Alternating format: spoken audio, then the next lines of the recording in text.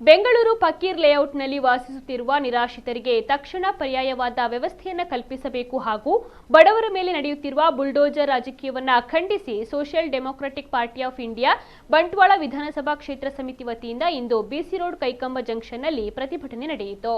SDPI Bantwal ವಿಧಾನಸಭಾ ಕ್ಷೇತ್ರ ಸಮಿತಿ ಕಾರ್ಯದರ್ಶಿ ಅಕ್ಬರ್ ಅಲಿ ಪೊನ್ನೋಡಿ ಮಾತನಾಡಿ, ಬಡವರು, ಬಾಣಂತಿಯರು ಹಾಗೂ ವೃದ್ಧರು ವಾಸಿಸುವ ಫಕೀರ್ ಕಾಲೋನಿಯಲ್ಲಿ ರಾತ್ರೋರಾತ್ರಿ ಬುಲ್ಡೋಜರ್ ಕಾರ್ಯಾಚರಣೆಯನ್ನ ನಡೆಯುವಾಗ ಅದನ್ನು ತಡೆಯಲು ತಾಕತ್ತಿರುವ ಶಾಸಕರು ಇಲ್ಲದಿರೋದು ಪ್ರಜಾಪ್ರಭುತ್ವದ ದುರಂತವಾಗಿದೆ ಎಂದು ಆಕ್ರೋಶವನ್ನು ವ್ಯಕ್ತಪಡಿಸಿದರು.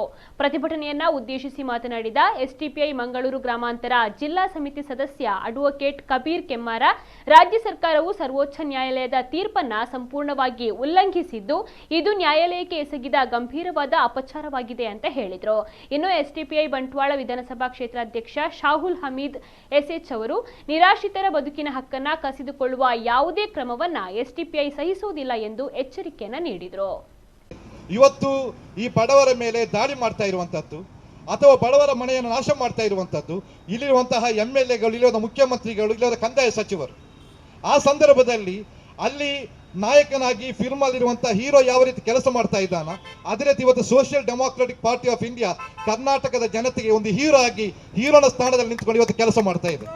ಹಾಗಾಗಿ ನಾವಿಲ್ಲಿ ಹೇಳ್ತಾ ಇರೋದೇನಂತ ಹೇಳಿದ್ರೆ, ಸೋಷಿಯಲ್ ಡೆಮೊಕ್ರಾಟಿಕ್ ಪಾರ್ಟಿ ಆಫ್ ಇಂಡಿಯಾಕ್ಕೆ ಇಲ್ಲಿ ಉದ್ದೇಶಿಸ್ತಾ ಇರೋದೇನಂತ ಹೇಳಿದ್ರೆ, ಪ್ರತಿಯೊಬ್ಬ ಮನೆ ಇಲ್ಲದಂತಹ ವ್ಯಕ್ತಿಗಳಿಗೆ ಮನೆ ಕೊಡಬೇಕಾದ ಸರ್ಕಾರದ ಜವಾಬ್ದಾರಿ.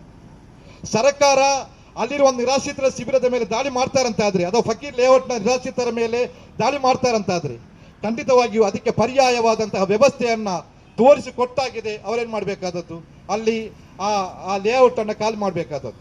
ಅದು ಯಾವುದಕ್ಕೂ ಕೂಡ ಹೋಗದೆ ಏನು ಈ ಒಂದು ಕೃತ್ಯವನ್ನು ಎಸಗಿದ್ದಾರ, ಇದು ಖಂಡಿತವಾಗಿಯೂ ಖಂಡನೀಯ. ಈ ವಿಚಾರದಲ್ಲಿ Social Democratic Party of India Fakir ಲೇಔಟ್ನ ನಿರಾಶ್ರಿತರಿಗೆ ಪರ್ಯಾಯ ವ್ಯವಸ್ಥೆ ಕಲ್ಪಿಸುವವರೆಗೆ ಕರ್ನಾಟಕ ರಾಜ್ಯದಾದ್ಯಂತ ಹೋರಾಟದ ಮುಂಚೂಣಿಯಲ್ಲಿ ಇರ್ತದೆ ಅಂತ ಹೇಳುತ್ತಾ